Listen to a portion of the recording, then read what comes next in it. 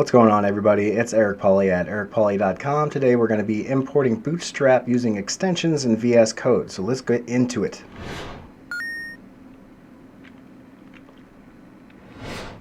Boom, VS Code is open. We're going to go down to extensions. We're just going to look up Bootstrap 5.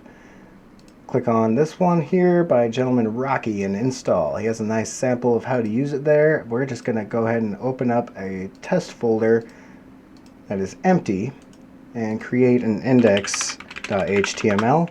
Inside of there we just type bs5 $ and we have Bootstrap imported. Now to use it, I'm going to go and add a container. Inside of that container I'm going to add a row. Inside of the row I'm going to add a column, and inside of that column is a heading. Hello. And I'm going to save. I have Prettier extension installed, so it is now pretty, and with live server extension installed we can view our web page, and there it is, our Bootstrap website ready to start working with and make even more beautiful.